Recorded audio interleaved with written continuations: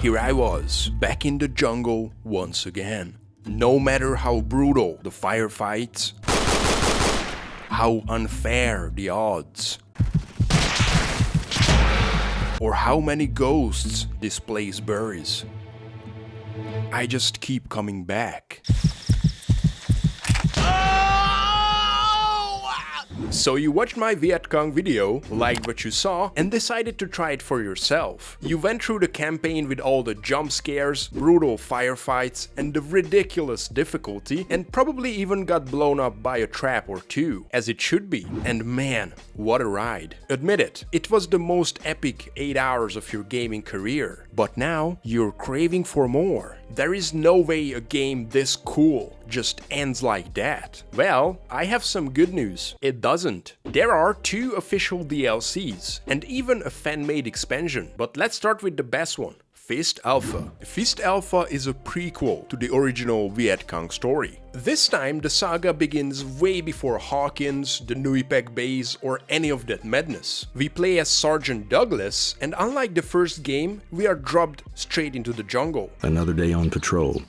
We've been wandering through the jungle like ghosts for 3 days. Turns out, our squad has been mapping the area around the Nui Pek base for a while. I mean, what will eventually become the base. For now, it's just a pile of nothing. It's been a boring few days on the job, until, suddenly, a fighter jet crashes just overhead. And that changes everything.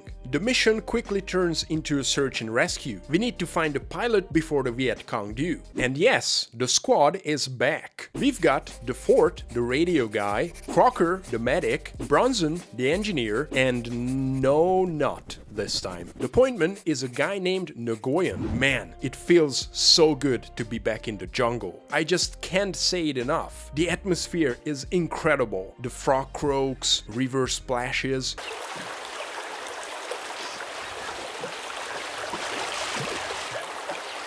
distant birds.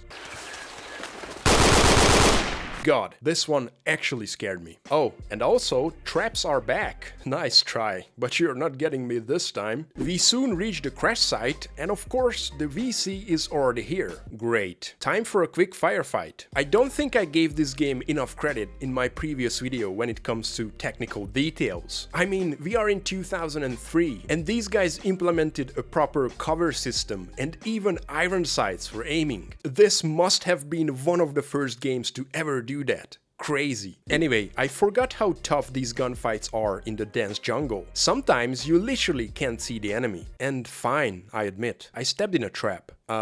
Twice. Eventually, we find the downed pilot and push through a jaw-dropping jungle section. Seriously, just look at this.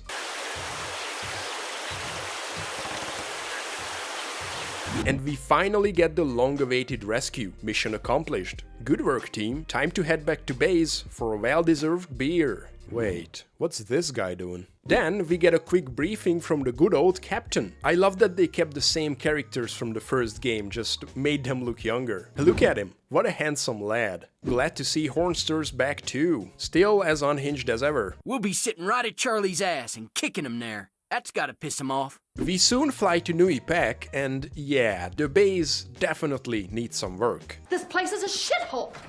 Is this how you've been living? Our first objective is to visit the nearby village and introduce ourselves to the new neighbors. Luckily, they hate the Vietcong just as much as we do, so that's a win. As soon as we landed, I made a new friend. Hey, buddy. Leave me alone! I really wish this game had more animals. Imagine crawling through the jungle and suddenly running into something that isn't VC, like a deadly snake or something. Okay, maybe that's too much. This game is hard enough already. Once we make it to the village, it turns out that these guys are super nice and chill, except for him. Hey, what you looking at, dude? But of course, nothing stays peaceful for long. And before we could have some rice wine, the VC ambushed the village.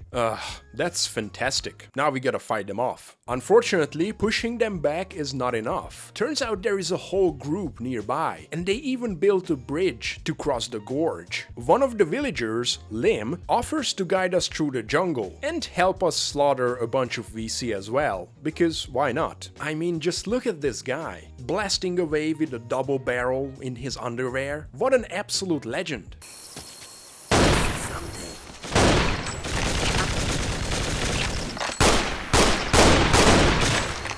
Eventually, we find the makeshift bridge, and wow, this whole area looks amazing. Ignore this guy, he's just vibing.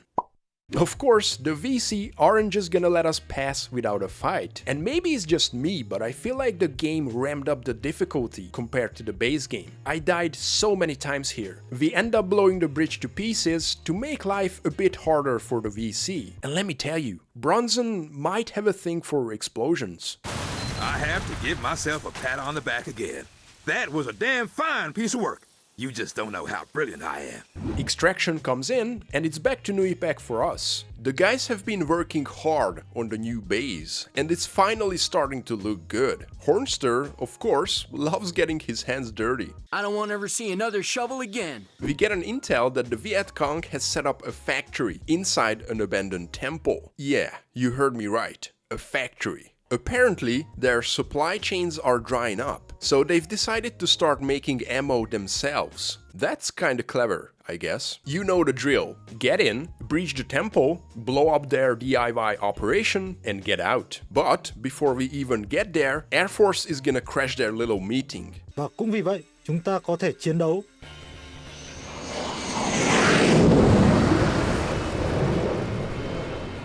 The mission kicks off with a chopper gunner section, and right off the bat, I've gotta say, this is my favorite mission in the whole expansion. I love the area surrounding the temple, and even the temple itself looks beautiful. Since the factory is underground, I was afraid that this would turn into another never-ending tunnel section like in the original game, because, well, you know. I hate their damn tunnels. Thankfully though, it's just a short stretch this time, and way less claustrophobic.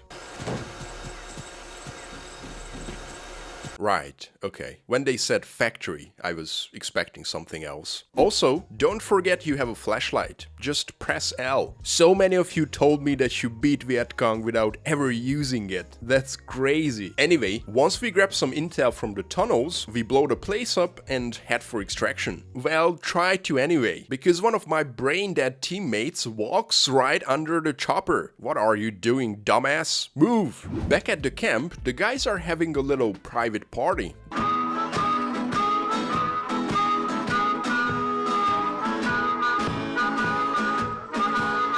Damn, that's sketchy. Turns out, it's our turn to stand guard, and the captain's got a bad feeling about tonight. Oh no, I know what that means. He is always right. You guys still going, huh?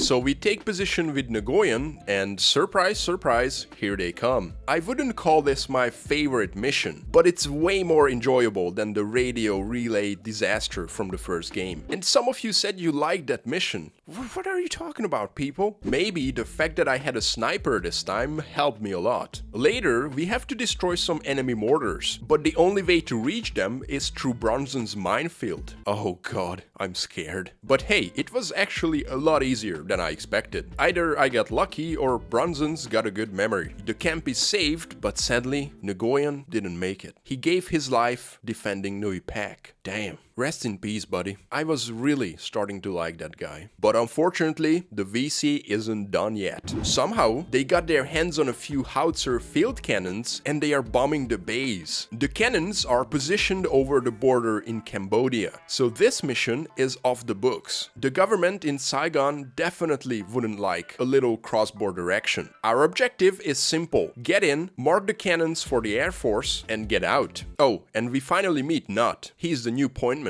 Awesome. He'll be your guide now that Nguyen is dead. He's a damn good soldier, and he knows his way around this part of the jungle. Up until this moment, I was seriously thinking, these guys casually dropped the best Vietnam War FPS in 2003, and then casually dropped the best DLC in 2004. But this last mission, unfortunately, ruined the whole thing. I just call it Operation Trial and Error. Once we land and start crossing the jungle, it quickly becomes clear. This is a stealth mission. Ugh, great. I wasn't prepared for that. The first task is to intercept a radio without being spotted. Problem is, if a single enemy sees or hears us, boom, mission failed. Here we go. And to make it worse, if you're playing on anything above easy, you only get limited quick saves. So killing a guard and immediately saving is not gonna work. After a lot of retries, I finally figured out a path that works. Got in, shut down the radio, and then we're finally allowed to go loud and blast everything that moves. Hell yeah, brothers. Bronson blows up the two cannons, or at least he would if he could find his damn way over. I need to get Bronson to do this job. Follow me!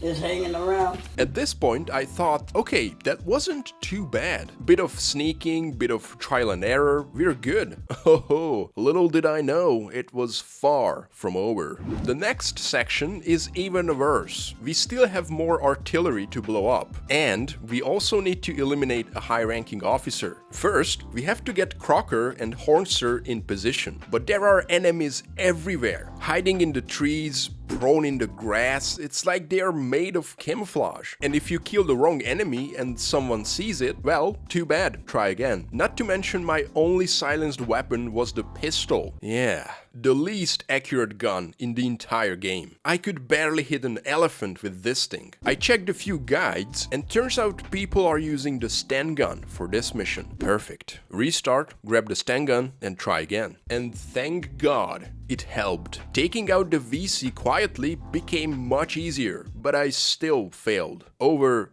and over and over. The guides even tell you which enemies to kill in what exact order, and that's why I call it a trial and error. I really don't like these only one correct way missions. They are just frustrating. Eventually, we take out the officer, grab the documents, and finally wrap up this nightmare. And then the game just ends. We get a text saying Douglas was shot and killed 2 weeks later. Okay. That's kind of a weird ending, but sure, I guess. Right, so what's the final verdict? Fist Alpha is a great DLC. If it wasn't for the trial and error sneaking section, I would even call it perfect. It's a great addition for anyone who enjoyed the base game and wants to try a few extra missions. I really loved seeing the Nuipec base being built and getting a bit of backstory on the guys. The jungle looks amazing. Actually, I would even say it looks better than in the base game. Honestly, 10 out of 10. This might be a hot take, but I prefer Douglas over Hawkins. I loved his voice acting with the southern accent, and overall he just feels like a chill dude. Captain, do you really think they'll come? They can't be that stupid. The only thing I missed from this game was the journal, and maybe being able to just walk around the base and talk to random people. I really liked that in the original game, so yeah, give Fist Alpha a try. Oh, and make sure you do the tutorial. The drill instructor is hands down the most hilarious guy ever. Soon you will hate me, I can promise you this. I am your worst goddamn nightmare. You'll obey my every word. Do you understand me, you three fat bags of dog shit?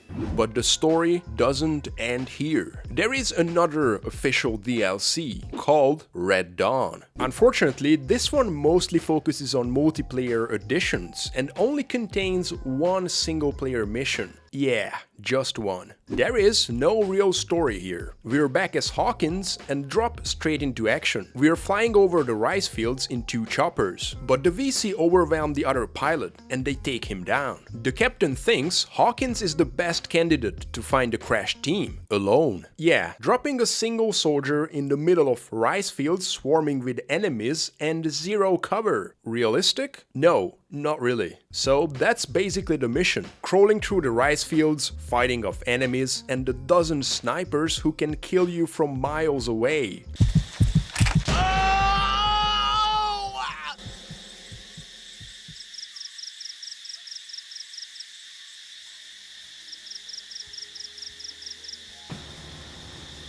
You gotta be kidding.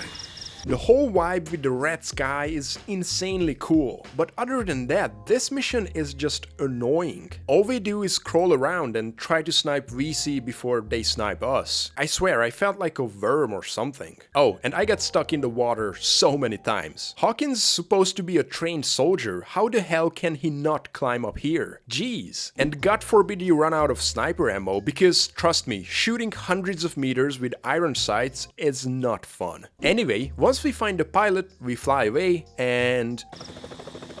Get him! What? Hawkins, are you okay? Honestly, I would only recommend playing Red Dawn if you're really craving for some Vietcong. It's not exactly fun, not realistic, and mostly just frustrating. I played on easy and even then it was a nightmare. And unfortunately, those are the only two official DLCs we got from Terradon. However, the fans made another one, called Rising Sun. This also contains just one mission. I played it, but to be honest, it feels pretty much the same as Operation Tin Can from the base game. We cross a bridge, fight through a hill, find the missing squad, and so on. The dialogues are cut from the original game, and sometimes the subtitles get messed up too. 6, this is Shrew 1. We made contact with VC Group. We have found Sergeant O'Neill, KIA. And I think the AI is even worse because of the custom level. Just look at this.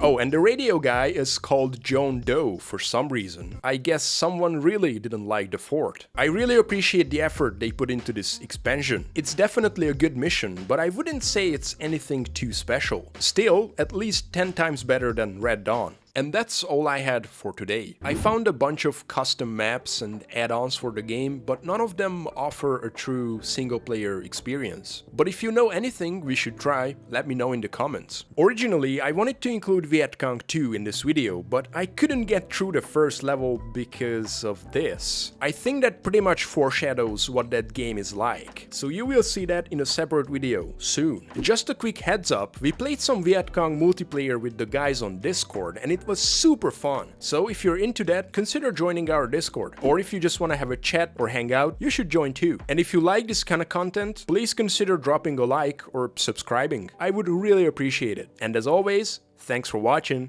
Bye!